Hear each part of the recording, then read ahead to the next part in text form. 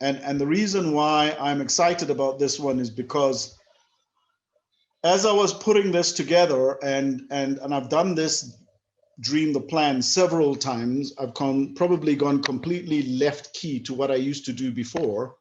So it almost feels like, well, not almost, it actually is that I'm presenting this for the first time, because the detail behind it is actually very different to what I've done before. But what has been really, really exciting for me as I was going through it was just learning as well. So I'm learning. Well, the reason why I'm excited is because I'm learning. I've learned so much doing this. I've had a couple of aha moments where I've gone, okay, now I get it. But it's one of those where if you interrogate something sufficiently, sometimes you've got knowledge, you've heard me say this, but you don't have understanding of the knowledge you have. And the transition from moving from knowledge to understanding requires you to synthesize information that you've got deeply so that you can literally tear that information apart to come to its core, where you begin to get the aha moment about that, about that information. The example I give is when we talk about reap what you sow. You could easily translate reap what you sow to be what goes around comes around, which is true. But if you tear it apart even more, you you start asking about the question of sowing. What is the implications of sowing? What are the implications of reaping? And then, the other day, I don't know who I was talking to, but I was saying, it then occurred to me that sowing and reaping are both work. So even when you're reaping, what you've sowed, you're working. And sowing is working. So at what point do you relax? There isn't a point where you relax. Sowing and reaping is a continuous process of working and working, working and working. So when you start synthesizing that information, it starts taking a different picture and a different complexion than when you normally just know something from verbatim. So that's what I'm excited about, and I'm excited to take you on the trip that I went through in terms of truly understanding this construct of Dream the Plan. I'm not going to go into this in a lot of detail. As I say, a lot of you are veterans that are here. I'll just literally whiz through these slides. I always emphasize that when you guys take time out for an hour to come and listen, what you should end up leaving with is a level of personal inspiration, not motivation, personal inspiration. In other words, I have said something that's triggered something in you, as opposed to me trying to trigger something in you, right? So you play the role of getting that trigger ignited yourself. I'm just the key who turns the engine. You're the spark plug that hits the petrol and ignites the engine. So that's the whole construct here. Every time you spend time coming out and saying, okay, let me just, go and listen to Vic speak. I hope that's what I try to do. And hopefully it starts over time, and it takes time. Everything is behavioral that takes time. It starts effecting positive changes in you. So for those of you who've gone on the whole journey, you've started at preparation, you're now at Dream the Plan, where we are now entering the halfway stage of understanding this construct of the core elements. And from dreaming the plan, we're going to go to now planning the dream. Now that you understand the construct of the dream and what it means, how do you then go into planning that dream? Reminder to everybody about just the different, so there was a bit of confusion the other day. So part of the self-mastery program, this program, the one that you're all on, except Mpumelelo and Hillman, they're also on the Valuepreneur. What you get offered here are these four things. You get the core program, right, which I'm giving now, plus you get the Mogul Masterclass, the Leadership Masterclass, the Career Academy, and any elective classes. Those five form the basis of the fee that you're paying for the value ed self-mastery course. We have other courses. which, and this is the fee that's there. And for those of you who are thinking of bringing other people on, which I encourage you to do that. We have other courses on top of that. And the three courses that we have, which are additional, personal branding and social media, the teachers and educators program, and these are the costs for those programs, right? If you want to know more about those, I'll explain. And the Valuepreneur program, and this is the cost for the Valuepreneur program. So these programs, these courses, the other three are separate. So when you see them come up, they're not part of the, they're not part of the offering of the Value Ed Self-Mastery. So you guys are all currently in the Value Ed Self-Mastery program. If you want to know more about the other programs, right, and you want to join them, like particularly the social media and branding program, I recommend that to anybody. It's critical. It's a good 300 rands per month, well spent. I am learning from it, and I'm transforming quite a bit of my behavior as a result of it.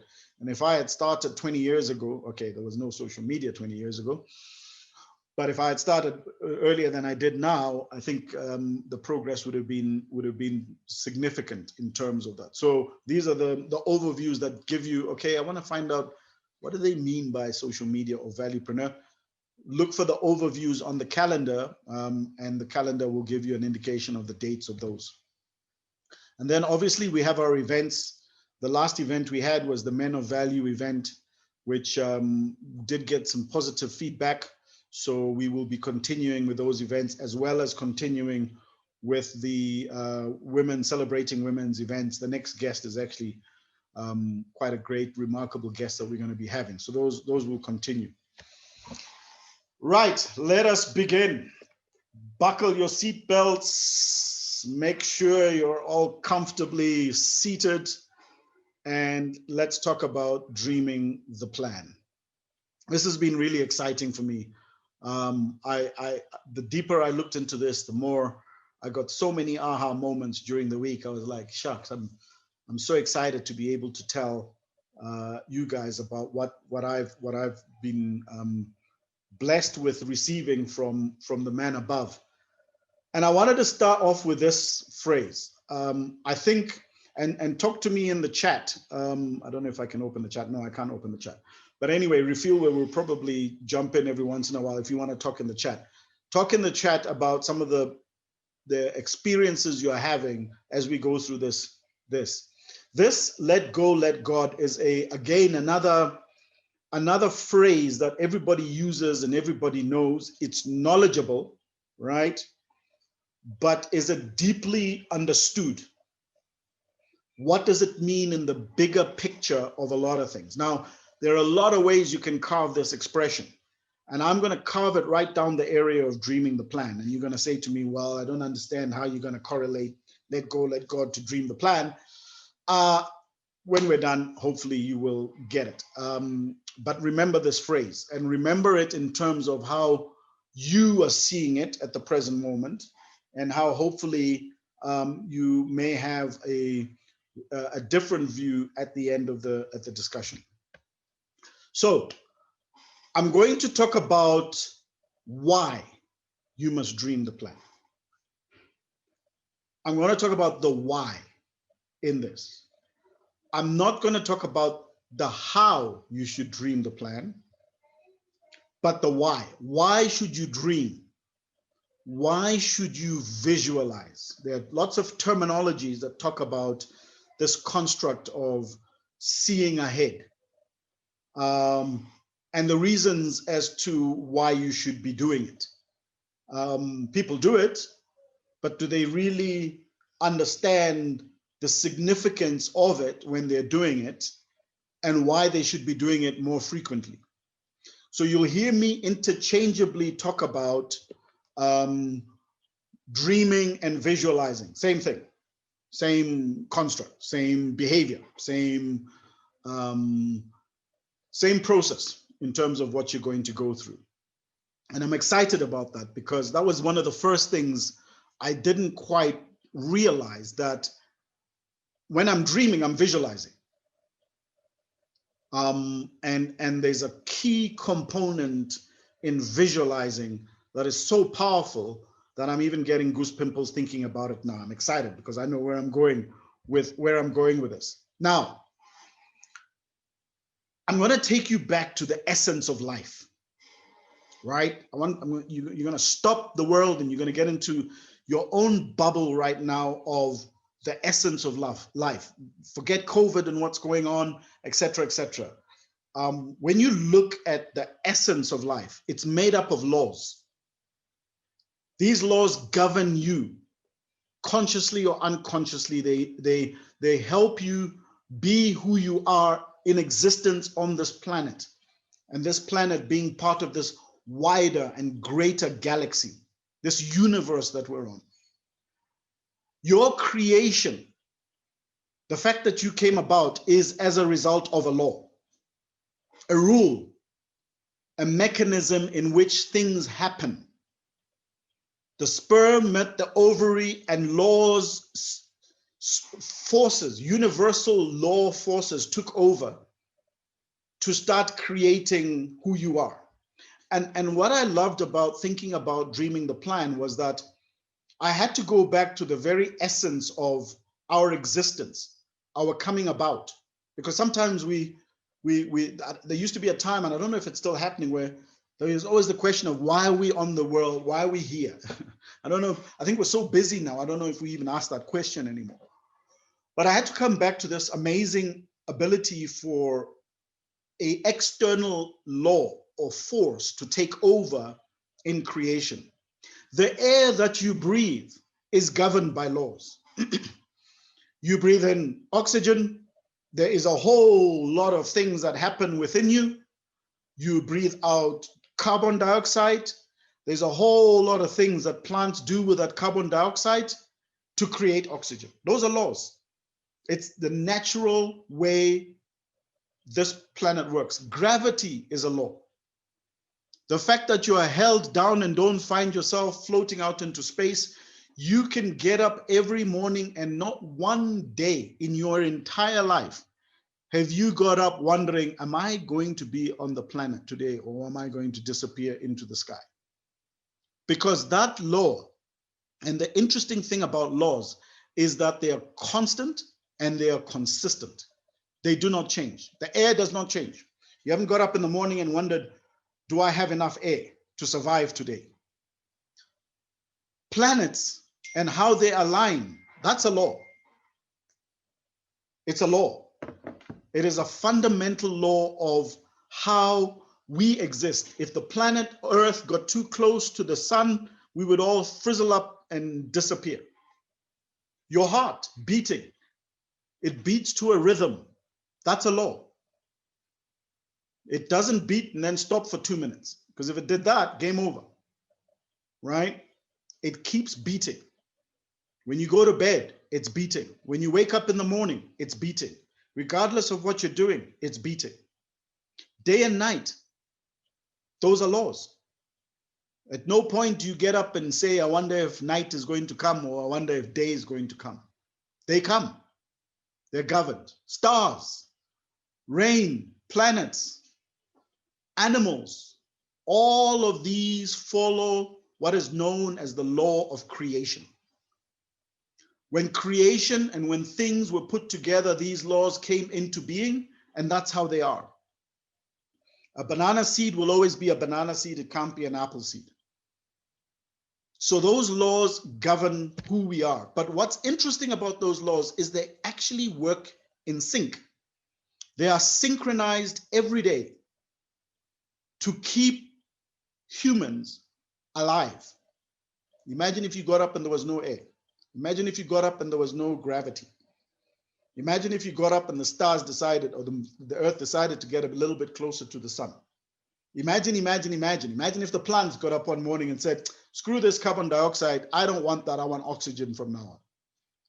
They're in sync because that entire synchronization of those elements are designed to keep you alive. If any one of those went off sync, you'd either go off sync. If you woke up tomorrow morning and there was no sun, and the next day there was no sun and it was pitch darkness, you would go off sync. And there would be dire implications to our existence as mankind. But what I also found interesting is that all these elements exist in sync without one single intervention from a human being. At no point was Hillman responsible for switching off the light so that night could come. At no point was anybody, Prince, Mathatsi, asked to turn on the tap so that we still continue to have air. If you look at all the guiding principles of the forces of creation, none of them have human intervention for their sustainability. Now that for me was fascinating. And I'll tell you why as we progress. So then it came to the question of, right, if all these things are doing what they're meant to be doing to keep us alive, then what do you need to be doing? What do we need to be doing? What as human beings do we need to be doing? And I believe that what we need to be doing, the canvas, the platform of this earth where you exist, this is a canvas, a drawing board for you to create. Look around you. Everything from buildings to roads to aeroplanes to hospitals to medicine, that's creation. That's our functionality on this earth, is to create. And what's important is that in that creation of whatever it is that we're creating, it is the best versions of who we are that show up to create that creation, because we're all creating different things. So we need to be the best versions of who we are so that whatever it is that we're creating is the best version for humanity and humankind. That's the function of what you're here for and to do. Why? Why is it important for you to be the best version of who you are? Why is it the best version of who you are in the function of humanity is going to play a critical role? Well, because one day you're going to be ill and you're going to need a doctor to come and help you. And you are hoping that that doctor that comes and helps you is the best version of the doctor that they can be. The actual discovery of medication, what's going on right now in terms of trying to find the antidotes to this COVID, are people who need to be the best versions of who they can be in order to be able to do that, and that benefits mankind. One day you're going to want to write a book, or people who want to write a book or tell a story or a poem or whatever it is. And the person who has the literal instincts of writing, you want them to be the best versions of who they can be. Entertainment. When you want to sit back and relax and watch people playing tennis or watch people playing golf or watch people playing football, whatever it is, you want them to be the best version. What gets you excited is watching the Ronaldos, because the Ronaldos are the best versions of who they can be in sport. Compete with the Messis because they're the best version. What happens when the best version of this meets the best version of that? That's what creates entertainment, whether it's football, whether it's tennis, whether it's Formula One, whatever it is.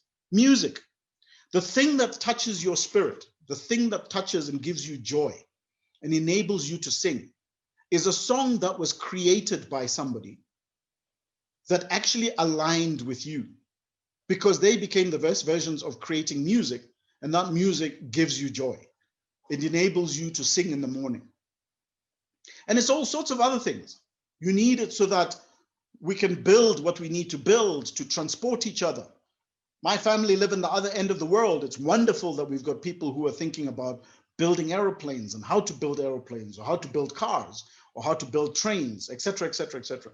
Because that way we're able to transport each other around, not only to see others, but to see this magnificent planet, this magnificent earth that we actually live on, to indulge ourselves with loved ones. Someone will have to look after your child when your parents are gone. So that gogo, that mama, that person who's running that orphanage, who's running those homes, those care places, those people have to be the best versions of who they can be. So every single human being on this planet is interconnected with each other, so that what they're delivering benefits somebody else. That's why you're here. That's why we exist. Because we're here to ensure that all of us go through this journey of life successfully. So if you don't become the best version of who you can be, you impact me in more ways than one. The whole construct of Ubuntu, I am because we are, comes from this. It comes from this. So I guess the question is, how do you become the best version of who you are? Well, you imagine it. You imagine it. That's the starting point. You dream it. You visualize it. And how big or how far do you visualize this? As far as your mind can take you, as far as your eye can expand. Because it's important that every time you sit to visualize who you are, that it's bigger than who you are, that it's more significant, needs to scare you. It needs to scare you because when I go back to the slide before and tell you the significance of who you are and what value you play on this planet, it's not an incy-wincy little teeny-weeny thing that you're doing in the corner somewhere in the middle of somewhere where you think is insignificant. No, it's not. It has a ricochet effect, a knock-on effect, a domino effect in one form or another. Because if you have the ability to take one person and stop them being the best versions of who they are, that affects the planet. Because you never know where somewhere down the line, that person's responsibility to be something might impact the rest of all of us that are on this planet. So your imagination about what you're dreaming needs to be significant, and indulge yourself in that ability. Don't shy away from it and don't hide from it, because now you're beginning to understand the significance of indulging yourself in that dream and looking as far as you can with that dream. So I want to remind you that you are a creative being. And the very simple way of reminding you that you're a creative being is that you created you. Yes, God creates everybody, but in the construct of this picture that I'm showing you, you were forming you. No one else was involved. Okay, mom was involved. She had to keep a little still, keep a little quiet, make sure she ate correctly and rested enough. But that was it. The rest of it was the gestation process of your pre-existing understanding of the law of the universe and how it works in creation. So in effect, you were creating you. Otherwise, who else was creating? Who's creating the air? If it's not the air, somehow creating the air. We can give scientific explanations as to how it's coming about, but that's just an explanation. It still doesn't define how it came about. So you need to believe that you are a creative being.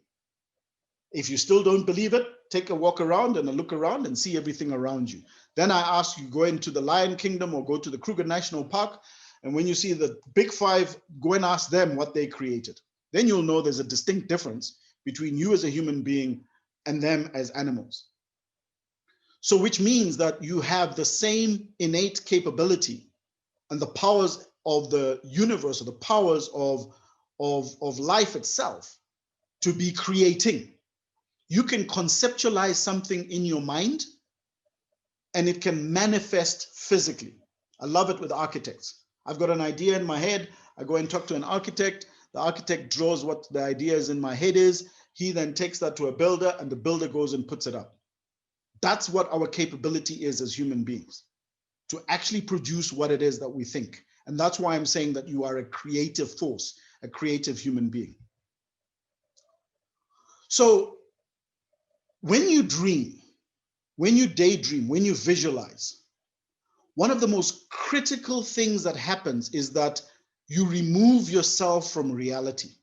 Now, unfortunately, one of the battles that we have to face consistently as creative beings, as human beings on this planet, as we exist, as we go day by day, is that we're constantly reminded about what is deemed to be reality. And reality are only the things that your five senses can experience. Reality is what you see, reality is what you touch, reality is what you taste, etc., etc. Your five senses govern your reality. But when I play a song, and it's a beautiful song. Other than hearing the song, which everybody else is hearing, how do you describe the experience you're having without suspending yourself from the reality of the five senses? How do you describe beauty without suspending yourself from the reality of five senses? Because the reality that you are told to experience is only what's in front of you. So when you visualize, it converts you into a creative being. All of a sudden, you are no longer in the reality space. You are now thinking bigger, broader, wider, and as far as your eye can see. And believe it or not, you're already in the conceptual phases of creating. Like you created yourself from day one when the sperm and ovary met to 9 months later when everything changed and you became the human being that you are. That's the power of visualizing. The power of visualizing is the ability to be able to create. So why do you daydream? Because you suspend yourself from reality. If you only look at reality, it's not going to give you the capacity to be able to see as far as your eye can see. Visualizing actually enables you to tune into the frequency of who you are, because whatever it is that you're seeing is you. Whatever it is that you're seeing is only your explanation. You can't explain that to somebody else. It's going to be difficult. You can try, and you may get a couple of people who hear you, but you are the one conceptualizing this. So what you do is you tune into the frequency of who you are. Now, this word frequency I'm going to use later, not so much now, but it's an important construct of what happens when you start dreaming and when you start visualizing, because you literally tune in to a position or a place. If you think of athletes who use visualization as a technique consistently for short-term gain and even long-term gain, what they do is they tune into the frequency of the already success that they have had, not the thing they're about to do. They see the end result. They'll tell you that every time that when I visualize, I see the end result of what I'm doing. And that's important. That's important. So that's why you visualize. But the other reason why you visualize is because it puts you in a state of creation. Now, the moment you start visualizing, you started getting elevated positive feelings. Now, I'm going to talk about the correlation between feelings and creation. You'll see that as we progress, you'll see that as we continue, there is a very strong relationship between feelings and creation. And the one thing that you must know that I'm going to repeat, feelings are only a consequence of thinking. So if you want to know what you're thinking, if you want to know what you're feeling, you need to know what you're thinking. Don't look at your feelings as the defining factor. You have to look at the defining factor of your feelings as a consequence of what you're thinking. We'll talk a little bit more about that as we progress. When you go into the state of daydreaming, when you go into the state of visualizing, right? You literally go into the zone. And that's the example I was giving to you earlier on about athletes. You start imagining an end state. Nobody in their process of visualizing visualizes, or nobody in their state of visualizing visualizes the process. They visualize the end state. So I'll give you an example. Let's just use a very basic one that everyone can jump into. If you think about being wealthy or winning the lotto, you think about the end state of having the lotto in your hand. Very few think about, well, I'm going to go and pick up the numbers, and once I've picked up the numbers, I'm going to write the numbers down, and once I've written the numbers down, and I'm going to then go and, look up the numbers the next day, and once I've done that, I'm going to... No, that's not the exciting bit. The exciting bit is I visualize the end state of actually having the money in my hand, of actually having won that. And that's that moment when you are now at the end state of the success of something, you are actually in the zone. That's the definition and the description of being in the zone. So, and it's important. You think of those wonderful sensations that you're getting when you're in the zone. You think of those sensations that give you heightened levels of concentration. When you're in the zone, you tend to block everything out that's around you, right? It actually relieves stress. When you come out of it, you are actually relieved of stress because it's taken you out of the everyday reality. It's taken you out of the problem you're thinking about that you have in the next hour or in the next, in the next tomorrow or whenever it is. It's a stress reliever, even for that brief moment. So the regularity in which you are dreaming, the reason why you must dream is that, hey, if you want to get out of a stressful situation, imagine something else, visualize something else, make that thing as big as possible and let the story write itself. It's important. There's a tingling sensation of optimism, even with the idea of winning the lotto. I do it a lot of times. I don't do it because I want to win, but I do it because I like the idea of stepping out of the zone and utilizing this ability or stepping out of reality and going into the zone and utilizing this ability to actually think about something beyond where I am at the moment. It gives you hope, elation, a good sensation of feeling. And then it also enables relaxation to kick in, the energy enhancer. These are the reasons why you actually should get into a consistent habit of daydreaming and visualizing, of dreaming ahead, of thinking ahead. Feeling good is a powerful way of giving thanks. Now, I'm going to come back to this point. The consequence of feeling is the result of what you're thinking. So if I visualize, I'm thinking, and then all of a sudden I start feeling good. If you want to know why you're feeling in a particular way, analyze your thinking. What are you thinking about? Your thinking will direct your feeling. Your feeling will then direct your behavior. To reverse that, you need to go back to your thinking. And if you can get into the consistent habit of feeling good, you will find yourself in a consistent state of giving thanks. And it's a powerful way of giving thanks. The frequency of feeling good is one of the only ways of sowing. When you feel good about the idea of something you are planting, you are sowing. People talk about you sow and you reap it. Okay, how do you sow consciously? Feel good. Feel good. Feel good means you'll sing. Feel good, you feel joyous, you'll feel elated, you'll feel enthusiastic, you'll feel optimistic. These are positive things. Think about what happens when you don't feel like that. Think about what happens when you don't feel good. Does your body respond in the same way? Do you get good tingling sensations and feelings of optimism and relaxation and stress-free? No, because that's not what creates the outcome in terms of how you need to be feeling with regards to what you need to be thinking. So your thinking plays an incredible role in terms of how your feeling is going to be. And how do you best think in a particular way? Visualize it. See it. See it. And when you do that, you'll sow. And I'll come to that. But here's the caveat. Here's the big but. And this is what's happened in life. And this is some of the things that we don't know. And this was some of the aha moments that actually came to me. Remember this.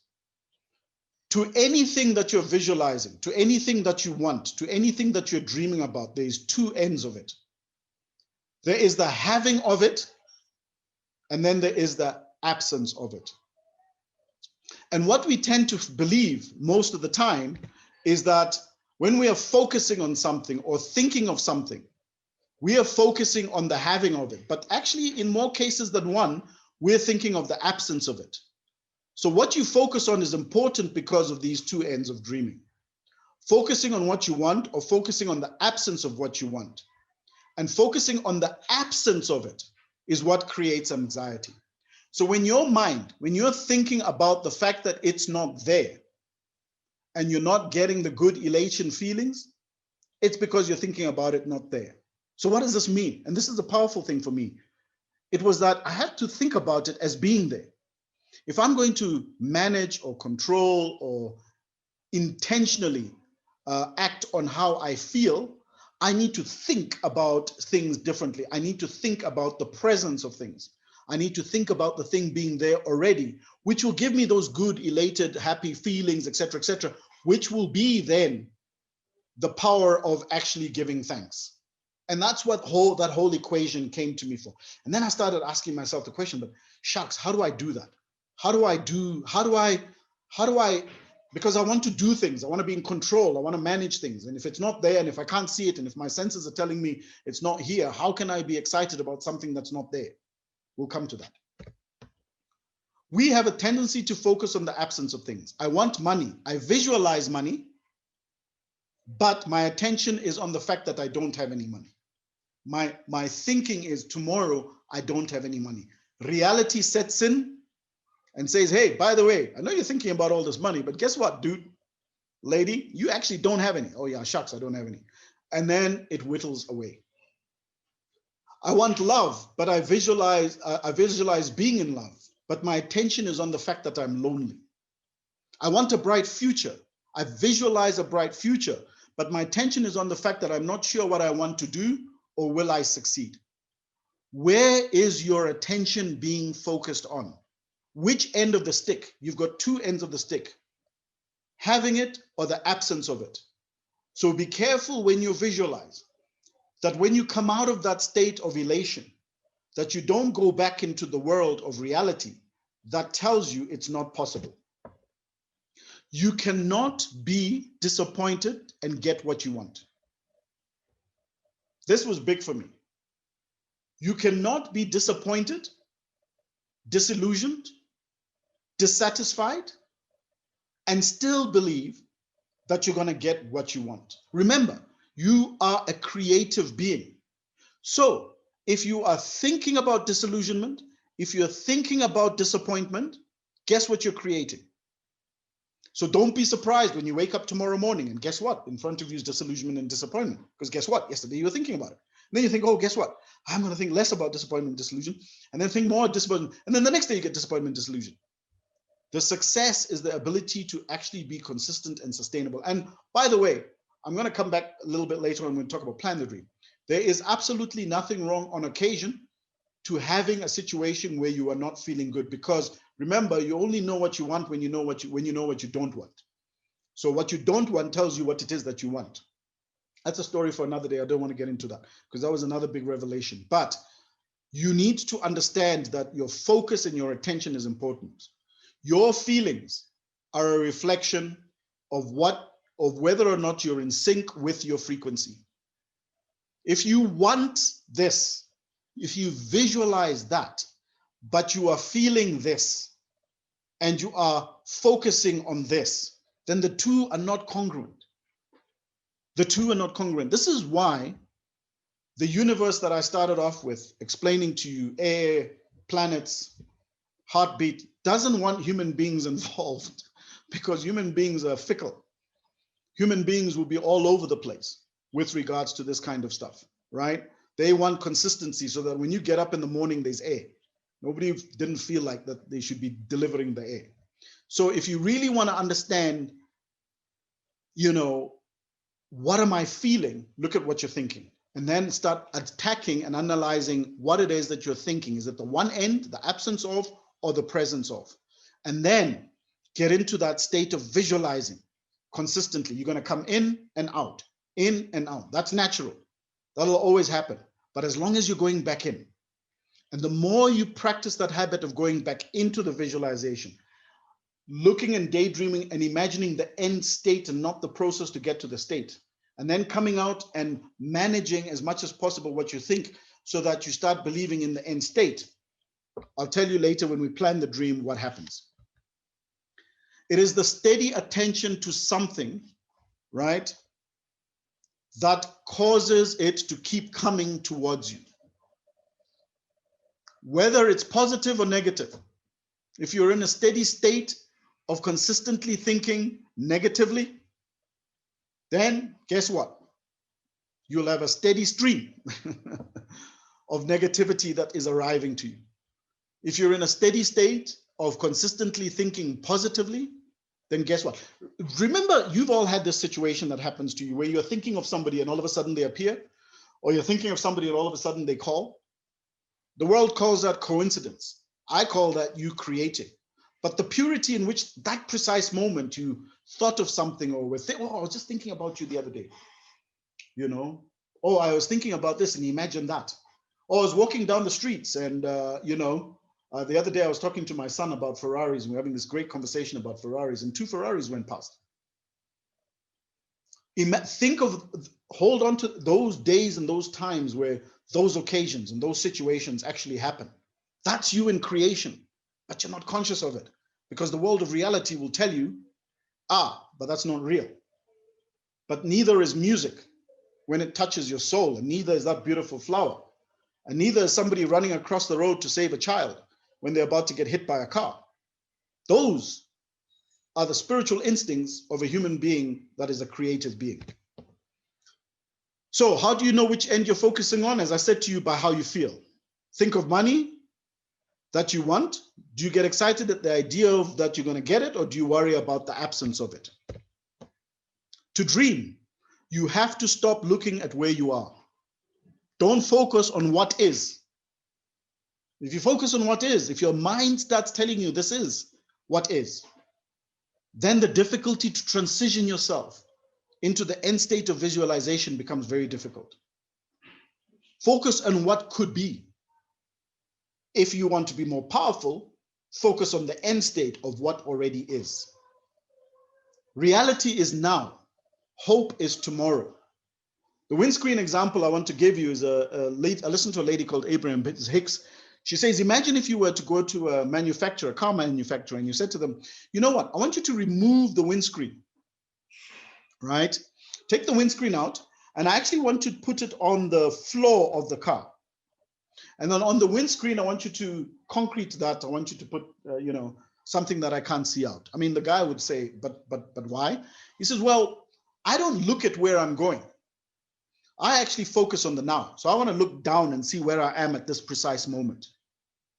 And basically, that's what we do as human beings. We look at where we are at this precise moment. We look down. And that windscreen that's in front of us of life is negligible. It's tiny compared to what it is. And when you look down in the road of a car, of a windscreen, and there's nothing in your way, you can see all the way as far as your eye can see. And that's where you should be focusing. Because now today is gone. Now a second ago is gone. Now another second is gone. Now another second is gone. Now another second. All my nows are just passing by the second. So to focus on the now or the tomorrow, even worse still, to focus on the yesterday is detrimental to you. It's detrimental to your dream. I remind you again, the brain does not know the difference between imagination and reality. For those of you who weren't in part of the preparation course, you'll hear this the next time we talk about preparation. It doesn't. It has no clue. Remember, if I start talking about snakes, all of a sudden your body is going to start responding to it because your mind, your brain, the thing that thinks is going to give a feeling reaction. And the feeling reaction is going to give a behavioral response. It does not know the difference. And if you can train this mind of yours to start thinking about the things that don't exist, it doesn't care. Right? That's why you can watch horror movies. That's why you can watch all sorts of movies that actually get you involved, get you participating into what you're doing. Right? Sorry, I've just got my daughter here who's disturbing me. So when your brain is engaged in something, it adopts what it is that it's engaging. That's why horror movies work, even though it's not actually reality, even though that it's not actually happening. So it's important for you to consistently measure and understand the construct between reality and imagination. Because if you only live in the world of reality, the 5 senses, then you will miss it all. Daydreaming and visualizing enables you to start creating your own reality, to move you from the now into the future. But the big one, and this is the big one that we'll talk more about the next one. Might not be ready for this right now. You might look at me and go, what the heck is he talking about? But I want you to think about it anyway. When you are visualizing, you're not visualizing so that you can move towards the vision, but so that the vision can come to you. Now, think about that, because that's going to change the dynamic of how you think. When you're visualizing, you're not visualizing so that you can move towards the vision, but the vision can come to you. So what are you doing? You are basically preparing yourself for the vision to become reality. And how do you know that the vision's becoming the reality? By how you feel. If you're constantly feeling the same thing about the same thing, it becomes reality. If it keeps breaking, if it's not able to transmit, remember I talked about that frequency?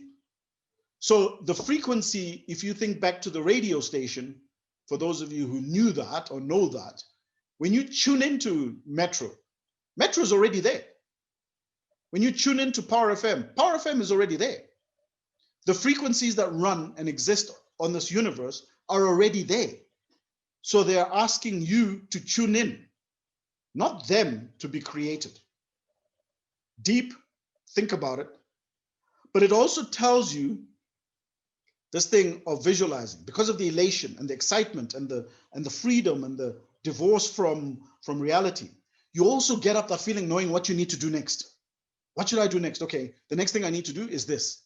The next thing I need to do is that. Consciously and subconsciously, you get that experience. But now comes the attack. If your mind is the core part of what creates your feeling, and your feeling delivers a behavior, when the attack comes, where is it going to come? What gets attacked if you want to feel in a particular way? What's the first place that they're going to go after? And I use the way they in inverted commas. It's going to be your mind. It's going to be your mind. Constantly is going to be under attack. And the attack is going to be, what if? You know the what if story? What if this goes wrong? What if that happens? What if this doesn't work out? What if maybe perhaps that? The maybe perhaps is even, maybe this might go wrong. Maybe this could go right. Maybe. Suppose this happens. Suppose that happens. The very things that have not happened. The very what if that has not happened. The very maybe that has not happened. You haven't failed. You haven't failed. But there's a maybe you might fail. There's a suppose what happens if I fail. So the attack on the mind is going to be the critical thing. And in order to win the attack on the mind, that's when Plan the Dream kicks in. And that's what we'll talk about next. So, let go, let God. What does this mean? What it means is that what has already been created and prepared for you, the canvas of this earth, is set. It is not going to change. You're not going to get up tomorrow morning and find anything different that nature and human existence or the creation of life has put together. Corona, that's not human existence. That's not the nature of life. That's human beings in some laboratory somewhere playing with a pig and a bat.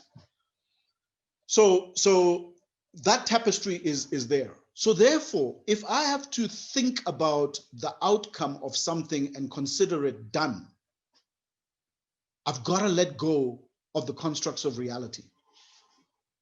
I've got to let go of what it is that reality tells me or shows me immediately. I've got to stop looking down and look in the windscreen and look forward. I've got to have those constant state of feeling around elation, around optimism, around positivity, around joy, just the things. And I have to work on that. And that becomes a thing that becomes the core part of what I'm doing every time I'm visualizing. I'm visualizing because I'm working on this consistent habit or this consistent behavior of feeling good. And if I do that, I have to let go of everything else. Like you let go of the fact that you're not worried about whether or not you're going to breathe. Like you let go of the fact that when you go to bed, you don't go to bed thinking, I wonder if I'm going to wake up tomorrow morning. Like you let go when you get up in the morning, you're not worried about whether gravity is going to take you. You have let go of so much. You go and you take a spoonful of food. You never sit there thinking about, oh, shucks, now what's going to happen to this food, right? Okay, maybe you do in my case because I put on weight with it. But in general, you just let the process take place. The process happens. My daughter is growing every day. She's 6 years old. I never get up in the morning figuring out if she's going to grow. I know she's going to grow. I can see her end state as well. If we can do that for everything else, why can't we do that for yourself, who is a creative being? That, ladies and gents, is the power of dreaming. That is the power of visualization. That is the power and the ability that you have to create. And that is all she wrote. And I hope that was good for you all. Let me change this so that we can start looking at some chats. Oh, we got more people. 16. Geez, how do we get to 16? Hello, everybody who just joined a little later. I hope you all managed to join in time. Hello, Bonolo. Welcome. Bonolo's the latest recruit. Thank you, Pumelelo. Let me just go into the chats. Let me know, folks, how you felt. If you want to speak, you can speak. But just to end off on my side, I just wanted to say that for me was a big revelation. Even I just learned that. I'm going to have to watch that back to me because there's a lot of it that was, useful for me too. Hey, Rafiwa. Hi, Vic. I think that was absolutely fantastic. And, visualization is something that I've been practicing for a while now. And it really, it works, One of the things that I always stress is doing a vision board. I actually host vision board parties at the end of the year. Like, I'll have a 2020 vision board party because, it's just crazy how even in 2020 with the pandemic and everything that's happened, I'm still, I'm taking things off my vision board. I'm seeing things, or I'll be in a meeting, whether it's with you guys at Valuate or just with other clients. And then I'm like, wait, but that actually is on my vision board, like you said later. So definitely visualization. But I also feel like sometimes, when you spoke about how you were having the conversation with Dumisa about, talk about Porsches and then two Porsches passed. Like I always have that where I'm thinking of somebody and then they call, and it's a bit freaky sometimes. It's like maybe I have powers or something. I don't know. You do. You have power of creation. No, absolutely, absolutely. The vision board actually works. It's a powerful thing. Matlatzi's gone. Good luck, everybody who's writing exam. Oh, that was a message earlier. The two most important sayings is your life are a day you are born and the day you find out why. Exactly. That's a powerful thing. And for those who find out why, there's no stopping them. There's absolutely no stopping them. You're connected with the universe. Ultimately, for us, by us, FUBU. I often find that when I'm striving to achieve something, I land up focusing on what I can do better, i.e., what I have done better, and focus on. And the focus of that seems to be to put me in a negative state of feeling what I didn't do well. Yeah, well, but that's, Josh, it's an interesting thing. If you really want to know, what you're thinking, look at what you're feeling. Your feeling will tell you what you're thinking. So when I get up and I'm not feeling great, it's like, okay, what am I thinking, right? And sometimes I'm not thinking anything, which is also not going to make you feel great. But that means I need to re-engage my mind in terms of how I am thinking, because that will start defining how I'm feeling, and how I'm feeling will define how I'm behaving. Hillman, you've got a hand up. Yay, come in, Hillman. I have a quick question. I think I like actually what you were saying there. I think my question to you is, you visualize something and then you think about it and then you put a plan of action to it. And then hence when you put a plan of action to it, you find yourself thinking that you're not good enough, heading when you are already there or going into that particular goal. And then when you get there, you have sort of like you have a lot of playbacks where you feel that you're not good enough, and you actually end up not giving the best that you can. I think I found myself in that predicament, I think a couple of times now, where I write a vision down, it's come to life, I see that it's in my hands. However, I still feel that you're not the right person to execute, or you're not the best. I think there needs to be something, I don't know, something to change that mindset as well. I just don't know how or how you would go about doing that. So one always senses or believes that one is born with a sense of confidence or a sense of courage or a sense of belief. But from a spiritual point of view, I have the sense that we're all born with the same measure of faith, right? So, and it's a biblical scripture. But what's interesting about it is that if everybody comes in with the same measure of faith, I always look at it like Oros. We all get the same 2-liter Oros concentrated, right? Now it's a question about who can make that Oros go the furthest. It's about diluting it. Now, what I mean by that, Hillman, is for every person, they have to start consistently playing a role in creating the habit of believing in themselves. Belief in yourself is a habit.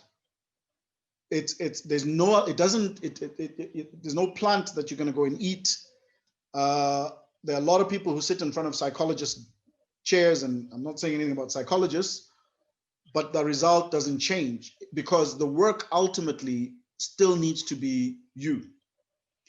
You need to go back and start putting into place these elements of things. The same thing as what Josh is saying, right? And what we tend to do sometimes is we tend to do a positive thing, one end of the stick, and we mix it with what could be deemed a negative thing, the other end of the stick. And we do it in conversation. You know, a lot of what you said now is about not feeling good or not being good enough or not being the one, right? Even in that conversation, and this, I didn't want to get this nitty gritty, but remember that what you think is going to give you a sense of what you feel. What you feel is going to give you a sense of what you say. What you say is going to give you a sense of who you are. Oh, shit, shucks, Hillman fell out. Sorry, Hillman, we'll chat about this some more. I'd already chatted on, and I know I didn't see you fell out. So it's important for what you think to define what you say, right? What you say encompasses what you feel then deliver. When you're feeling good, you want to dance, right? You never want to dance when you're not feeling good. So that's going to create the behavior. So the way to measure that is to consistently focus on what are you thinking. So the moment you're starting to think about the fact that you're not good enough, you need to create enough brake power to stop that. And then you need to figure out how is it that I'm going to now reinforce that I'm good enough? Because the reality of you not meeting a milestone, the reality of you not achieving what you wrote down, Josh, does not define whether or not you're good. It just defines what in your senses is a definition of what is good. What is good is who you are. Remember, I don't want to get into another part of this, but when you were created, if you go back into that fetus state, that was perfect. That's the most beautiful experience ever. For you then to confine yourself into a sense of belief that it is not good who you are when you're relating it back to an objective or a target or a something that you want to reach is just is not true of who you are. You are not here to be defined by whether or not you're going to make that milestone. You are not here, but not to be defined by whether or not you're going to pass matric. That's not your definition. There are lots of people who've passed matric who are sitting in the Zondo Commission right now, and lots of people who were driving Bentleys and Ferraris who are about to find themselves in jail because they believed that having a Ferrari and meeting the milestone of driving a Bentley is going to define who they are. No, it doesn't. You're a perfect being, and the perfect being has to be consistent in themselves to continuously articulate that you are a perfect being. And when you do that, you will build that confidence. It'll come, but you need to grab the right end, the right side of the stick consistently. It needs to be ongoing. That's why visualizing, and as you know, Rafil was saying, having that vision board. The fact that you have a dream of X and where you are today is not X does not mean you're not going to get to X. It doesn't mean that at all. It just means you're on the floorboard, you're looking down now. There are a lot of milestones that you've passed that you've even forgotten, right? Lots of them. that you went, oh, right past them, right? A whole lot of people doing valedictory stuff, they're going to go straight past grade 12 into the next world, and then they'll be hating the next one. And you're like, 10 seconds ago, you wanted to be a grade 12 student. Now you've passed grade 12, but that's natural. And as you progress, as you continue to become a creative being, you recreate, you continue, you know, if I use a biblical example, day, night was the first creation by God.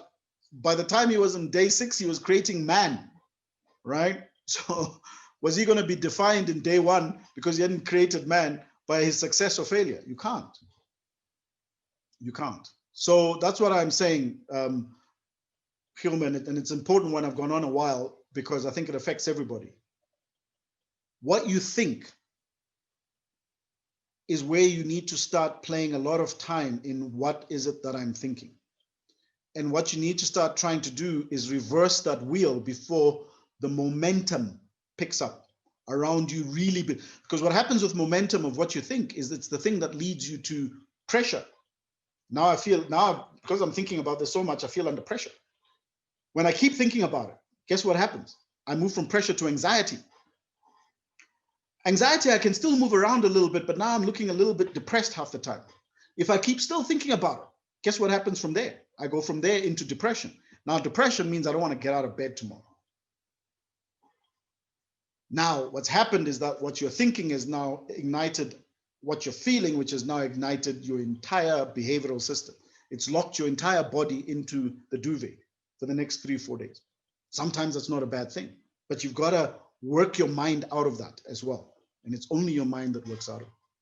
So keep focusing on that mind, Kilman, and have the sense of belief, the belief sense that you need to have. And this is where good people around you that surround you, who can remind you of who you are every once in a while, who can consistently give you the leg up to say, hey, Kilman, I'm not going to measure you by your business. Huh?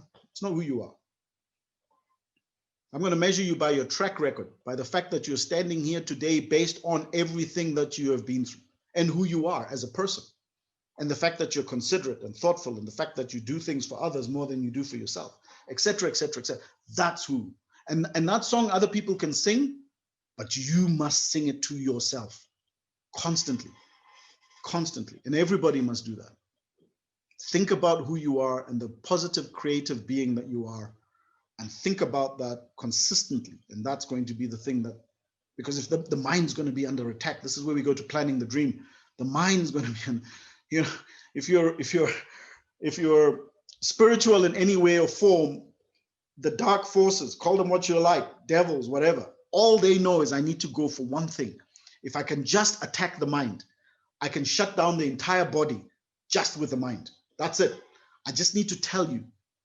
I need to tell you that you're not good enough. I need to remind you that you're not going to make it. I need to tell you, look at the reality of the situation now, and guess what? What you're thinking about is not possible. That's all I need to do. I just need to plant that little seed, because if I can do that, game over. I'm not going to focus on the ones who already believe it, who are running around headless with no direction or intentionality. Those ones I've won over. But that one, you know, there's a statement that if you're under attack mentally, the bigger the attack, the greater the achievement that you're meant to meet. Because they don't want you to get to the other side. If any of you have watched The Matrix. So focus on who you are. Cool.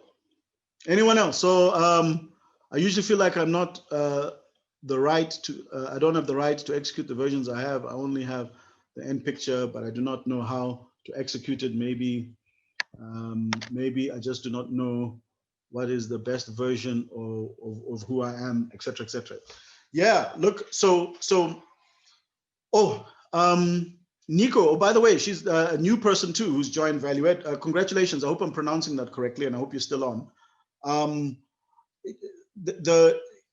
This elephant, you're going to have to eat one bite at a time, because what's happened is that our world of existence has been dominated by reality. Look at the reality of what's going on, right? And therefore, the ability to us to understand the best versions of who we are is an ongoing thing. That's why I'm saying it's like a constant measure of oros.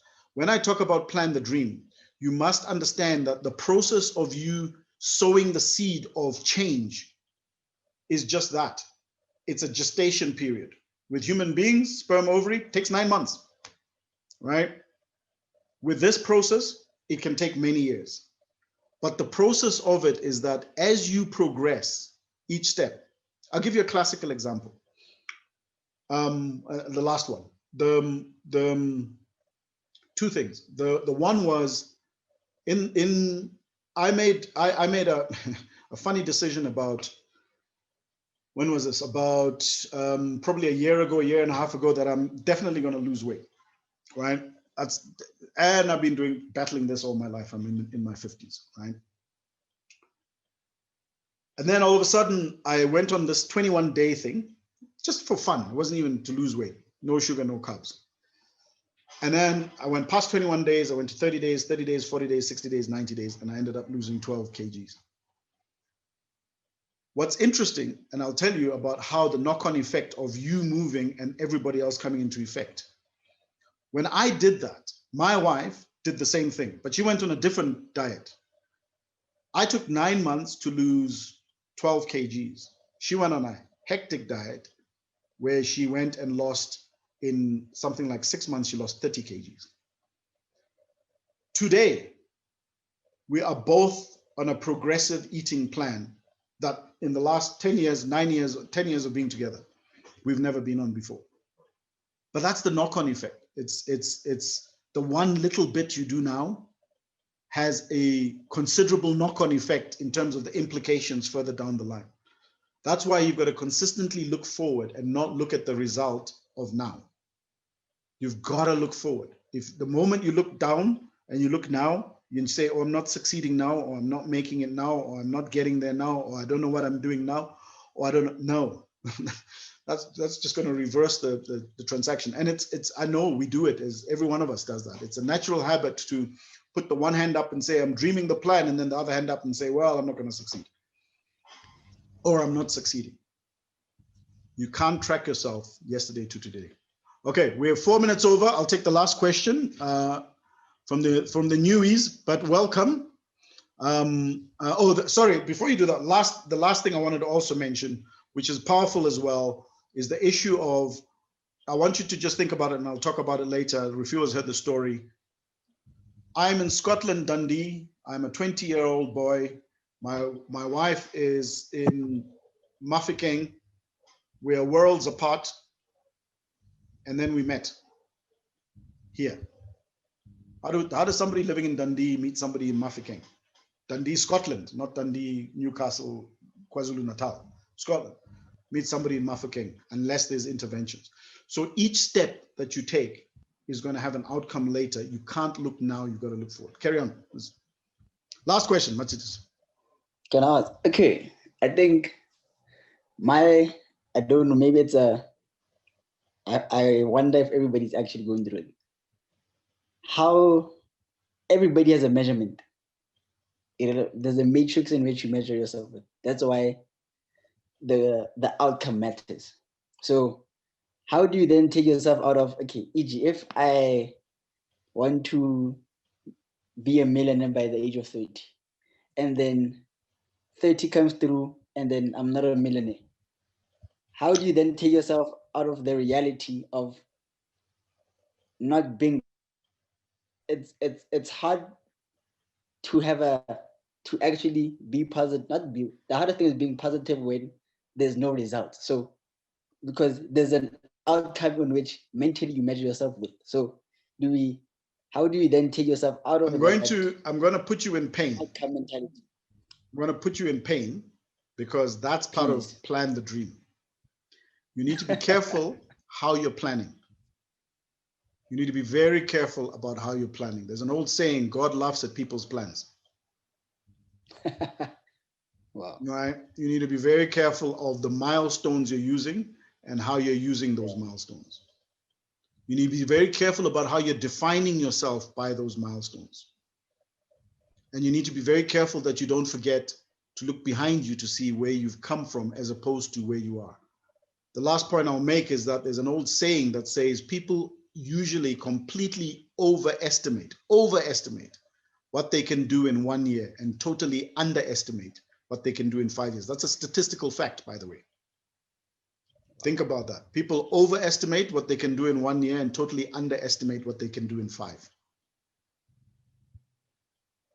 So we'll come to that when we talk about plan the dream and how you plan over a period of time, as opposed to trying to plan for tomorrow and I'm going to succeed by tomorrow.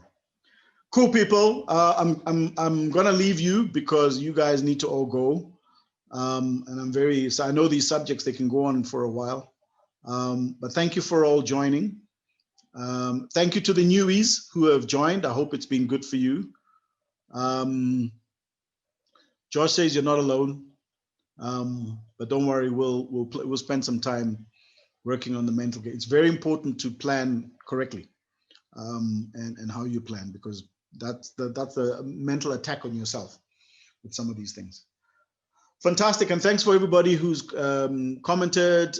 Completely agree, we're often too hard on ourselves and ignore the milestones that we've achieved. Absolutely, Lorato. So thank you to everybody who responded, and I hope this was useful to you. Again, as I say, value add is a time for you to take an hour and 10, 15 minutes out to just find you. And that's what we try to do, to inspire you, to ignite who you are, so that you can just keep going progressively forward. But until then,